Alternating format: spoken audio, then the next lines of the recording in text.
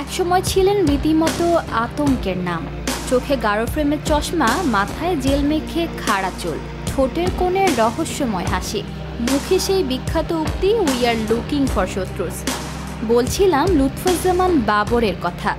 2001 থেকে 2006 পর্যন্ত বিএনপির সরকারের স্বরাষ্ট্র প্রতিমন্ত্রী ছিলেন তিনি, কিন্তু তার দাপট ছিল অনেকটা পূর্ণ মন্ত্রীর চেয়েও বেশি। যেভাবে কথা বলতেন, যেভাবে হেঁটে বেড়াতেন, তাতে তাকে দেখে পুলিশেরাও হাঁক ছাড়ত না। কিন্তু সময় যে বড় নিষ্ঠুর।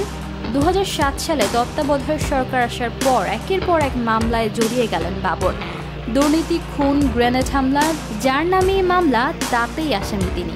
এমনকি 21 আগস্টের মামলায় আদালত তাকে মৃত্যুদণ্ডও দেন। এরপর শুরু হয় দীর্ঘ কারাবাস, প্রায় 17 বছরের এক নিঃসঙ্গ অধ্যায়। তবে ভাগ্যের চাকা ঘুরল 2024-এর আওয়ামী লীগ সরকারের পতনের পর।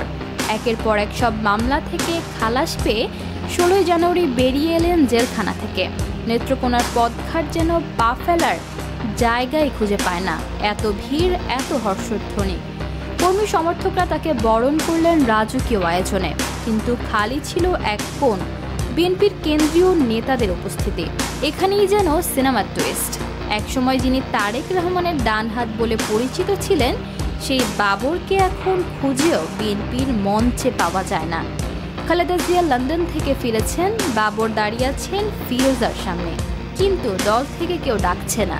একসময় যে নেত্রীর নামে বিপদে বুক চিতিয়ে দাঁড়াতেন, তার বাসায় ঢোকার সুযোগ মিলছে লোকজনের ভিড় পাতলা হওয়ার পর। আর সালাম দিয়ে কিছু দূর থেকে এক ঝলকে দেখা পাওয়া যেন বাবরের প্রাপ্তি। লুৎফুজ্জামান বাবরের গল্পটা তাই কেবল একজন রাজনীতিকের উত্থান পতনের নয়, এটা এক নিষ্ঠুর সময়চক্রের প্রতিচ্ছবি, যেখানে ভুল সময়ে এক পা ফেললে রাজনীতির রাজসিংহাসন থেকে আপনি নেমে যেতে পারেন তলানিতে।